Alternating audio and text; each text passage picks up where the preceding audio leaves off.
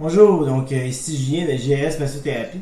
Aujourd'hui, on a un invité spécial, Mistral, qui est le head coach au gym Three Beast dans les arts martiaux mix, puis ceinture noire en jiu-jitsu brésilien. Donc Mistral, peut-être juste te présenter un peu qui tu es. Ok, bon, c'est ça. Oui, je suis ceinture en jiu-jitsu brésilien, mais euh, aussi head coach en MMA. Je donne aussi tout ce qui a trait au sport de combat, que ce soit boxe, que ce soit kickboxing, que ce soit le jiu-jitsu, que ce soit l'aspect de lutte. Donc, c'est juste que ça fait une éternité que je fais ça Ouais, et c'est ça. c'est ça. Donc c'est ça, la première question, c'est vraiment qu'est-ce qui t'a amené aux arts martiaux? C'est quoi un peu ta passion, ton héritage? Comment ça a commencé? Eh bien, ça a commencé avec la télé. On dit. Ça a Bloodsport? Non. commencé. Ouais, c'est exact. Ça a commencé avec la télé et ça veut dire tous les films d'arts martiaux, que ce soit Jean-Claude Van Damme, je suis de cette génération, Chuck Norris, que ce soit Bruce Lee, que ce soit Jackie Chan. Euh, Ce qui se passait en fait quand on était petit, c'est que on écoutait un film d'arts martiaux, puis on passait les 2 semaines qui suivent à se battre. À se pratiquer. Donc, c'est certain que même si que j'avais jamais suivi de cours en tant que tel, je parle de Ouais. l'âge de 4 ans, les arts martiaux m'ont toujours passionné et c'est certain que il était certain que j'allais faire un sport, un style d'arts martiaux quelconque. Donc, je ne savais pas ce que c'était, tout simplement. Donc, ben, c'est ça. Ok. Puis c'est quand que t'as commencé? Tu as dit 4 ans, je pense, c'est ça? Ouais, mais 4 ans, j'ai commencé à me chamailler. Ok. C'est différent. Ouais. À 4 ans, j'ai commencé à me chamailler, hein, c'est-à-dire à me battre avec mes amis. Je pense que la meilleure manière de devenir mon ami, c'était on devait se battre ensemble au début. Puis après, juste pour équilibrer, pour savoir qui est où. Et ensuite, on devenait les meilleurs amis au monde. Donc, et plus tard, je pense que j'ai commencé le taekwondo, j'avais peut-être 13 14 ans. Ok. En fait, je pensais que je m'inscrivais en karaté. Pourquoi? Parce que c'était tout ce qui était arts martiaux à la télévision était du karaté. Non, Donc, c'est vrai. ouais, j'ai cru que c'était le karaté. Sérieusement, j'ai commencé à faire. Je me suis inscrit. Ma mère voulait rien savoir en disant que c'est dangereux, tu vas recevoir un coup à la tête, tu vas te faire mal, etc. Et puis, euh, mais je me suis inscrit sans savoir dans quoi je m'inscrivais. Mais j'avais un budget pour m'inscrire à un sport quelconque et j'avais choisi les arts martiaux. Pas de problème, elle a dit inscris-toi, mais euh, le reste, c'est moi qui m'en occupais. Eh bien, j'ai su seulement quelques semaines après avoir commencé le cours que c'est pas du karaté. Quand je dis avec mes collègues, hey, c'est quel style de karaté que je fais? Parce que je m'étais vanté que je faisais du karaté, là. Et il m'a regardé avec un œil, il fait, karaté, c'est du taekwondo. Ah, ok. Ouais. Donc, c'est ça. J'ai commencé avec le taekwondo. J'en ai fait quand même pendant longtemps. Et par après, mon cousin, lui, faisait du il s'entraînait avec Fernand Morneau, qui est un vieux de la vieille en sport de combat Ok. ici au Québec, un des pionniers, tout simplement. Et lui, il faisait de la boxe chinoise. C'est comme la boxe thaïlandaise, mais un peu plus souple, mais tout aussi Ouais, violent. c'est du sanda, là, t'as le droit à des takedowns, je pense, là. C'est ça? Ouais, et des Ok. backfists, des spinning back kicks, etc. Ouais. C'est de là que ça a commencé tout Ok. ça, là. Donc, il y a ça. Et puis, il a ouvert son école. Et je me suis mis à m'entraîner avec lui. Donc, j'ai essayé le taekwondo. Et puis, c'était la suite logique au taekwondo. Donc, on a fait, à partir de là, c'était de la boxe, le kickboxing, euh, le, le jiu-jitsu, le grappling qu'on faisait. Donc, du grappling, de la lutte. Et bon, les combats ultimes ont commencé. Et puis, on s'est réorienté. C'est tout. Ouais, c'est bien ça. Puis, toi, tu dirais, c'est quoi un peu ton approche avec tes élèves? Ta philosophie? Mon- C'est quoi que tu commences avec souvent? il y a une chose qui est vraie, c'est que au moment où j'ai commencé les arts martiaux, surtout les arts martiaux mix, il n'y avait pas de connaissances. Ouais. Le premier black belt que j'ai vu de ma vie, c'était Sylvain Moroney. Ouais. On participait dans une compétition où tout le monde s'est ramassé, qu'il soit ceinture blanche, black belt, Ah. etc. Tout le monde s'est ramassé dedans. Donc, c'était. Et ça, c'est juste pour expliquer. Donc, euh, c'était vraiment à une époque où on n'avait pas beaucoup de connaissances, mais où chacun des petites affaires qu'on nous apprenait, ça devenait l'or. Je veux dire, on venait de trouver le Saint Graal des arts martiaux. Ouais. Donc, quand quelqu'un faisait un petit voyage au Brésil, 2 mois, qu'il apprenait une affaire toute croche et puis qu'il revient dans le gym pour nous le montrer, ben, c'était ça. Et chacun des techniques était vu comme il faut que je le fasse. Je viens d'apprendre quelque chose de nouveau, il faut que je le fasse. L'approche avec mes élèves, pour ce qui est de la philosophie, c'est, comment est-ce que je pourrais dire, de viser l'efficacité avant tout. Ok. Ce n'est pas le style, ce n'est pas quoi que ce soit, c'est d'essayer d'aller vers ce qui est efficace, ce qui va fonctionner à 80% du temps ou 90%. Donc, je leur demande si on commence le combat debout.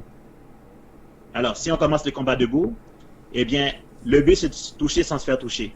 Donc, beaucoup de mobilité. Si le combat est rapproché, le but, c'est d'imposer sa volonté à l'autre. Donc, il faut vraiment qu'on gagne l'aspect au corps à corps.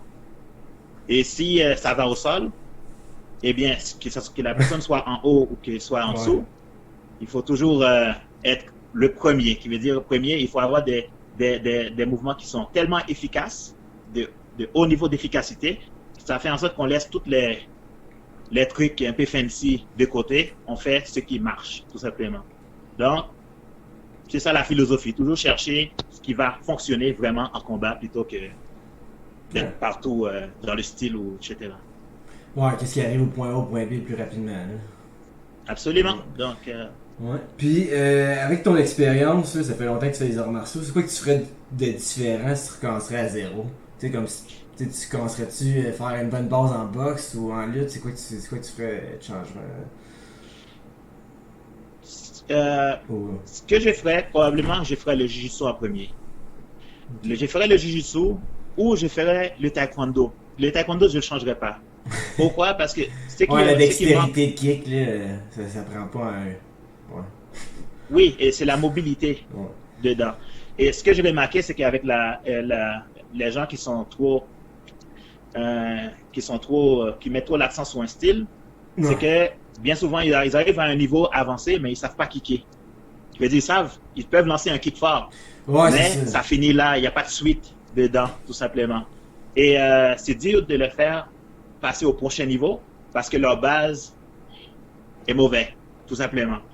Donc, le taekwondo, c'est assez technique, c'est stratégique, tout simplement. Il faut vraiment jouer sur la distance, les angles et tout ça. Le jiu-jitsu brésilien, je l'apprendrai. Pourquoi? Parce que ça force les gens à porter attention aux petits détails qui font la différence. Et quand quelqu'un a déjà fait ce sport et qu'il veut transitionner vers la boxe, c'est un sport avec beaucoup de détails, mais qui n'est pas initié. Oui, mais il y a énormément. La boxe, c'est un sport c'est un sport d'esprit d'abord. Mais le problème, c'est que compte tenu que c'est un sport où on peut fesser de toute notre force, les gens n'arrivent pas à passer la cape de porter attention simplement aux détails d'abord, plutôt que de juste vager, etc. Donc, c'est sûr que je commencerai avec le jiu-jitsu ou le taekwondo. Je serai l'un ou l'autre avant vraiment de... Mais il y a une chose qui est certaine, c'est que si je commencerais, il y a tellement de choses, il y a tellement d'erreurs que j'ai fait. Avant, on n'avait rien. On connaissait pas avoir une bonne diète avant un combat. ou juste pour l'entraînement, que ce soit pour les exercices. On est parti dans une époque où on avait... Non, c'est ça. On va dire les hommes des cavernes à comparer aux jeunes d'aujourd'hui, là. Donc, c'est sûr que tout serait différent. Je serais peut-être quelqu'un de différent, un différent athlète, tout simplement. Il y aura quand même plein de choses à changer, là. Toujours à changer quand même. Ah, c'est sûr. Dans les années 90, c'était comme le gros bodybuilding, là, dans le temps. Ouais, exactement. Regardez les Moi, je me rappelle, c'était à Londres, ces affaires-là, ils faisaient juste du bench, puis en tout cas. Même Van Damme faisait du bodybuilding, mais il faisait du ballet à travers. En tout cas. Ouais, en fait, t'es doorman. Oh, ok, je suis doorman, je suis un bagarreur de. Donc, c'est ça. Donc, comme dernière question, c'est quel conseil tu donnerais pour un combattant qui transitionne pour le coaching? Tu sais, souvent, ça arrive après 30 ans, puis là, il veut commencer à coacher plus parce que il n'y a plus le drive qu'il avait ou quoi que ce soit. Le premier conseil, là, c'est pas pour l'argent. si tu continues, tu veux vraiment transitionner à faire du coaching, c'est comme si tu étais rendu à un âge où tu es rendu un père et que c'est Ah, vraiment c'est ça vrai. là. Tu es rendu un père et tout ce que tu veux, c'est transmettre ta passion et ta connaissance. C'est ça qui fait les meilleurs coachs. Mais si tu n'es pas passionné ou tu veux avoir une école Non, juste c'est pour ça. faire du cash, etc., ou parce que c'est ton plan de retraite, ça fonctionne pas. Un bon coach, si tu veux vraiment transitionner, même si peu importe que tu as eu du succès en tant que combattant, ça veut rien dire. Non. Mais si tu as de la passion et que tu veux toujours aussi aller chercher des nouvelles connaissances pour tes étudiants, pour les transmettre, et accepter d'être humble, que tu as des limites, qu'il y a des choses que tu ne sais pas et que tu vas aller les chercher, tu vas être un bon coach. Donc, tout athlète qui veut transitionner vers le coaching, il faut que tu te demandes, est-ce que je suis capable d'être un peu plus? Il y avait un de mes anciens camarades qui disait, il faut être moins selfish, Ouais, c'est sûr. il faut être plus selfless. C'est ça être coach. C'est comme vraiment, il faut vraiment que tu te consacres à l'autre. Il faut que si tu peux éclater tes étudiants dès le début, ben, bien qu'eux, ils essaient de te swinger parfois, oui, ils essaient de tout Ouais. faire pour te battre, etc. Il faut que tu te dis, OK, bon, c'est du coaching que je fais. Donc, on va se calmer un peu, on va laisser, on, on va laisser l'orgueil de côté, donc, Comme le ce Lion's qui est, Den. exactement. Et aussi, il faut se dire aussi que quand on veut transmettre la passion, et on aimerait voir les étudiants arriver plus loin que nous, on est arrivés. Et ça, je veux dire, on ne parle pas encore, on commence même pas à parler d'argent. C'est sûr que si tu veux transitionner vers le coaching, je dirais quelqu'un qui a du succès en tant que coaching, aie ton propre emploi au début, Ouais. fais du coaching comme un loisir, comme une passion, et ensuite, tu vas voir que tout va s'ouvrir. Parce que c'est ça qui fait les meilleurs coachs, selon moi. Bon, ben, merci Mistral pour toutes ces informations-là. Puis, si on voudrait te contacter au gym, comment on peut faire? Si via par Facebook ou. Oui, ben, il y a la page Facebook. Sur la page Facebook, il y a le lien pour notre site web dans lequel on peut voir les horaires et tout. Ouais. Il y a un numéro de téléphone qu'on peut nous contacter. Donc, c'est le 873 339 2842. Donc, c'est 339 CTHB, comme Centre Trade Ah ouais. Advice. Donc, on peut aller voir sur la page Facebook et nous contacter. On répond pratiquement à la seconde ou à l'heure près. Donc, merci beaucoup Mistral. Puis, Merci, Julien. passe une belle soirée. Bonne soirée là, merci, bye bye.